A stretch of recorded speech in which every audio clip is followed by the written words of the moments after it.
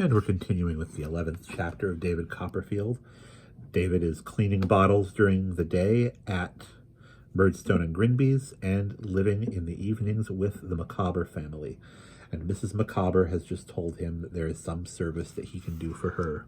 I begged Mrs. Micawber to name it.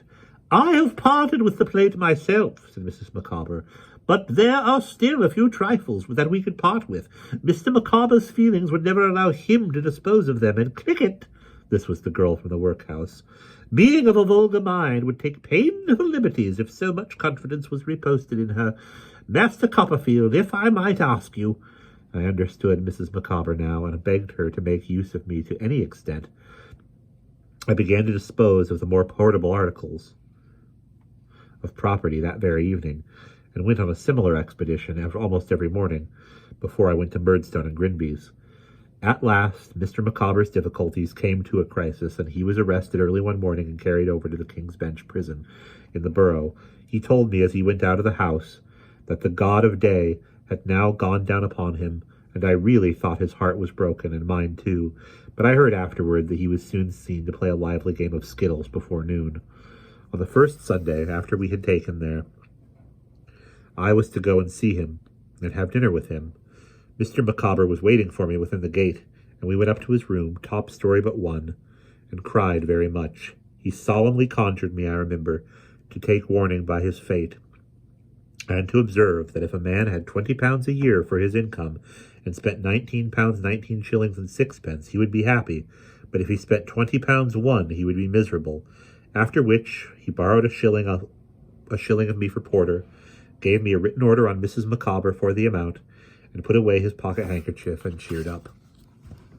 We sat before a little fire with 2 bricks put within the rusted grate, one on each side, to prevent its burning too many coals, until another debtor, who shared the room with Mr. Micawber, came in from the bakehouse with the loin of mutton, which was our joint stock repast.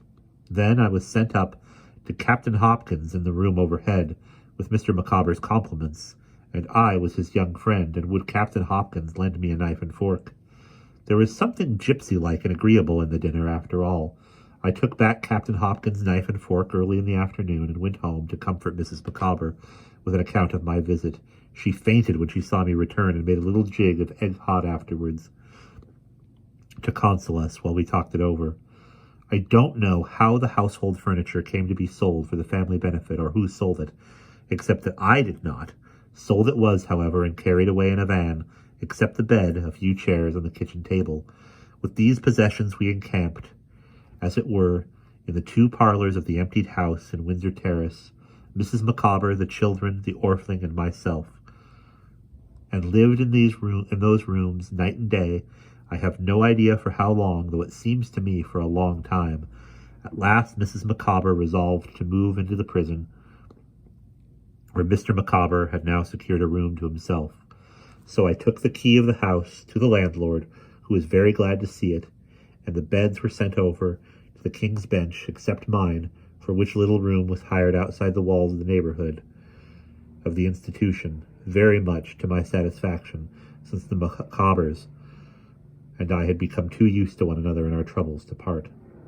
I led the same secretly unhappy life, but I led it in the same lonely, self-reliant manner.